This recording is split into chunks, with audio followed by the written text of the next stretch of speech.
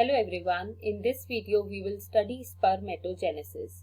Spermatogenesis is a type of gametogenesis that happens in the human males and it results in the process of making the sperms.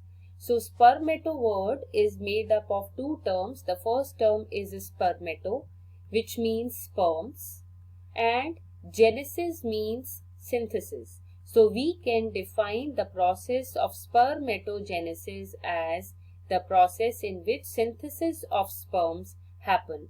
Now let's talk about the site of spermatogenesis, means where it actually takes place. So this is the diagram which I have drawn, and this is the transverse section or the cross section of testes. In my previous video, I have already described about the male reproductive system.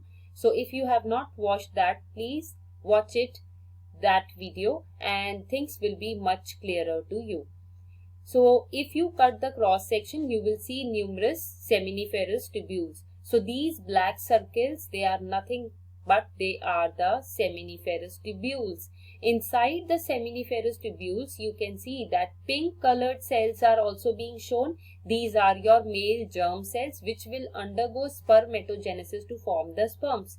And the green color cells are the nerve cells or the Sertoli cells which will aid in the spermatogenesis process. So the site of spermatogenesis is the seminiferous tubule which is found in the inner side of the testes, and in each testes there are numerous seminiferous tubules.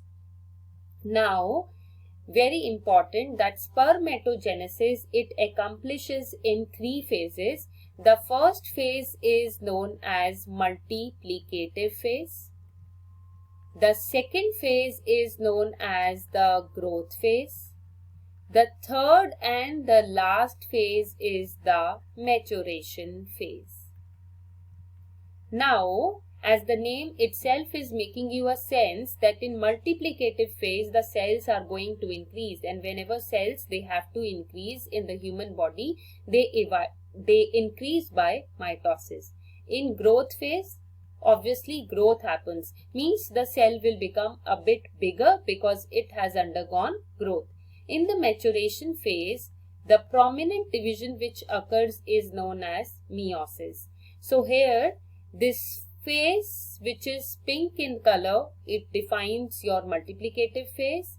Growth phase is shown by green color and the maturation phase is shown by yellow color. Now we will start our spermatogenesis discussion. Now spermatogenesis, it starts with the spermatogonial mother cell. Means there will be many spermatogonial mother cell inside the seminiferous tubules. They will undergo mitosis, and with the help of mitosis they will form spermatogonia. So in the multiplicative phase, we will talk about the mitosis in the spermatogonial mother cell that will lead to the production of spermatogonia. Now after multiplicative phase, growth phase happens, in which spermatogonia, which is quite smaller in shape, it becomes a little bigger. You can see that there is difference in the size of spermatogonia and primary spermatocyte because primary spermatocyte is formed as a result of growth phase. So primary spermatocyte is the product of the growth phase.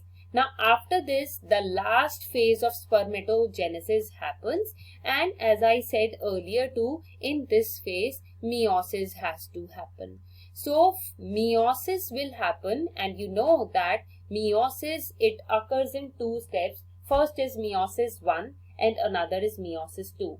So here meiosis 1 will happen, and with the help of which one primary spermatocyte will form how many secondary spermatocytes? So two secondary spermatocytes are seen. Now here it is very important. Let's talk about the ploidy level also. Primary spermatocyte was diploid in nature, means it has the same chromosome number as that of the somatic cells. Spermatogonia was also diploid in nature, means it also contained 46 chromosomes. But the secondary spermatocyte, which is formed as a result of meo-1 or meiosis 1, it will be haploid.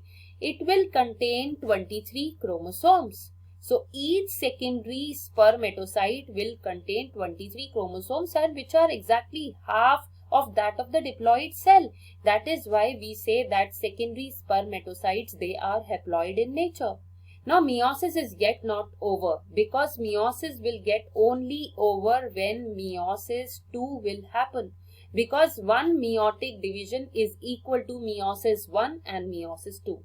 Now in secondary spermatocytes, meiosis 2 will happen, and with one secondary spermatocyte, two secondary spermatocytes will be formed.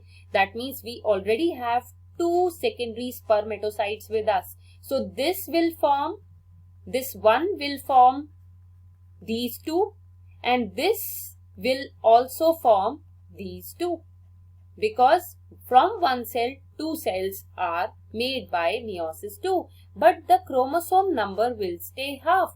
Means secondary spermatocytes, they also contain 23 chromosomes. Now the cells which are formed by secondary spermatocytes, they will also contain 23 chromosomes. Very important again that the product of the secondary spermatocytes, they are known as spermatids. So directly sperms are not going to be formed. First spermatids will be formed, and these spermatids will be transformed or changed into spermatozoa. Now this transformation of spermatids to sperms happens by a process of spermiogenesis. So spermiogenesis is also a part of maturation phase, wherein spermatids, they change into the sperms. Now initially when sperms or spermatozoans, they are formed, they are attached to the nerve cells or the Sertoli cells. But over a period of time, they have to be free. They are liberated. So this process, when the spermatozoans are liberated from the nerve cells, it is known as spermiation. So you can write about it that the liberation of spermatozoa from nerve cells is known as spermiation. So overall, from one spermatocyte, how many sperms are we getting? 4, right? In boards, the question may come as how many primary spermatocytes are required to form 2 secondary spermatocytes. So answer is 1, because one primary spermatocyte is going to form 2 secondary spermatocytes. By which process? By meiosis 1. Now using the same concept, you can calculate for n number of primary spermatocytes. So if they are asking for 2 primary spermatocytes, you just have to multiply it by 2 and the answer will become 4 secondary spermatocytes. Now one secondary spermatocyte is forming 2 spermatids. This concept can also be asked in indirect questions in the board, like if 2 secondary spermatocytes are there, how many spermatocytes are going to form? So one secondary spermatocyte forms 2 spermatids. So 2, of course, they will make 4 spermatids. So this concept is very, very important. You need to learn the names of the cells happening in this spermatogenesis process from up to down order. Means first remember and learn spermatogonial mother cell, then spermatogonia, then primary spermatocyte, then secondary spermatocyte, then spermatids, sperms or spermatozoa. Of course, the two processes which are occurring here, spermiogenesis and spermiation, they are also important as one marker question. Now herein we will talk about hormonal control of the spermatogenesis process. In grade 11 you have already read about gonadotropin releasing hormone. These gonadotropin releasing hormone, they are abbreviated as capital G, small n, capital R, capital H, and they are the product of anterior pituitary. Now, these produce various set of hormones which are known as gonadotropins. These gonadotropins, they are of two types, luteinizing hormone and the another is follicle stimulating hormone. So luteinizing hormone is abbreviated as capital L, capital H, and follicle stimulating hormone is abbreviated as capital F, capital S, and capital H.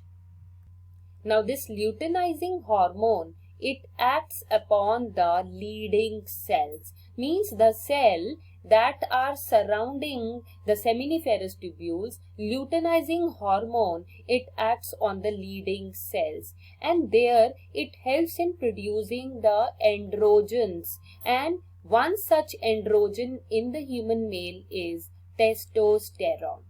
Whereas the follicle stimulating hormone, it acts on the nurse cells which are there inside the seminiferous tubules. Now follicle stimulating hormone produces androgen binding protein on the nerve cells. Now what is the utility of this? This ABS which is produced, or ABP rather, which is produced by the follicle stimulating hormone and it is there on the nerve cells. What is the utility of this? The testosterone which is produced in the leading cells. So suppose this is the seminiferous tubules and these are our leading cells. Now the testosterone from the leading cells will straight away go inside in the nerve cells because they have a site onto which testosterone can bind. And once this testosterone binds to the androgen binding protein on the nerve cell, it helps in accomplishing the spermatogenesis process. So this is how hormone control takes place in the spermatogenesis process. Thank you.